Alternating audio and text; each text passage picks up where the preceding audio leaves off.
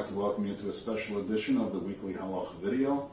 Today we're going to be talking about preparing our homes for Pesach, particularly the kitchen. We know that Pesach is just a few days away and people are having anxiety attacks thinking about kashering their homes for Pesach. So we want to try to help everybody through the experience. And the first thing that I have to say is a thought that was expressed by Rav Scheinberg from Yeshiva Torah or Yerushalayim. Rav Scheinberg, in talking about how people conduct themselves with kashering and doing all kinds of things, says that when people come to the Seder and they've totally exhausted themselves, he wonders whether they've truly accomplished what needs to be accomplished. Is that the mitzvah of exhausting ourselves so that when we come to the Seder and we have a mitzvah of Sipur Yitzias Mitzrayim, have we really accomplished that by falling asleep in the middle of the meal? And then again, everybody's exhausted, tired, irritable. So Scheinberg is wondering if perhaps there is a more realistic and practical way of approaching it.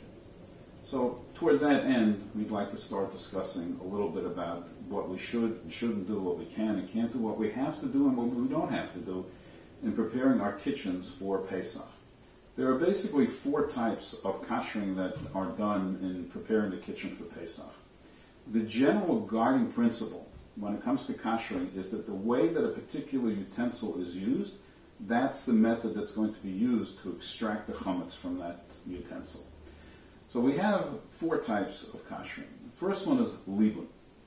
Libun means that the utensil is heated to such a high degree of temperature that it literally turns red hot, thereby destroying anything that may be on the surface or absorbed into the walls of the utensil. That's libun chamor. There's another type of libun called libun kal.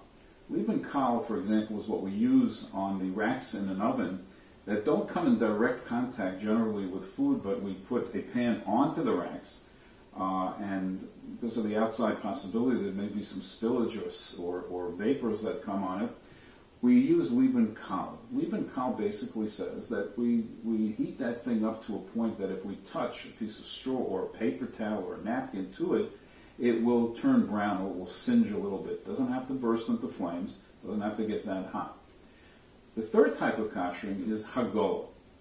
Hagola basically is used for pots that we use, for example, cooking pots, making soup, cholent pot, small soup pots, things of that nature. And again, going according to that guiding principle of the way the utensil is used, that's the way it's going to be kosher. So what we do with that, and we'll demonstrate that in a few moments, we'll demonstrate hagola, we're going to basically fill up the pot and bring it to a rolling boil and thereby koshering the pot. The same method is used, by the way, if we want to kosher things like silverware. Silverware is generally not used without a medium of liquid or water. The preferred method of koshering silverware is hagola. So we're going to see how exactly we do that by dipping it in to boiling hot water. The last method that's used was a method that actually dates back to pre-World War II and the beginning of the 20th century. Glass in Europe was very expensive, and not many people could afford to have separate glass, drinking glasses or glass dishes, whatever they had made of glass, couldn't afford to have separate for Pesach.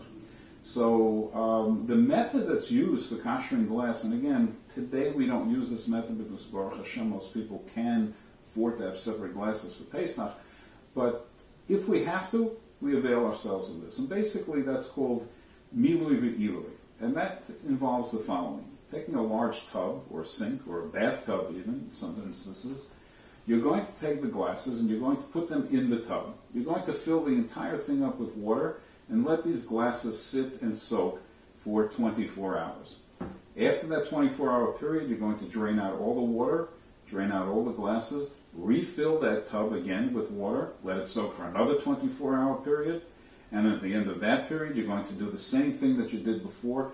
So at the end of the process, you're going to have 3 consecutive 24-hour periods of soaking the glass, and that will kosher the glass for use for Pesach.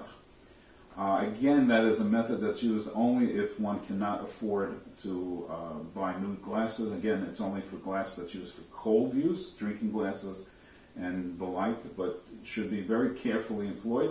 If there are any doubts, you should contact competent Rav as to guidance on how to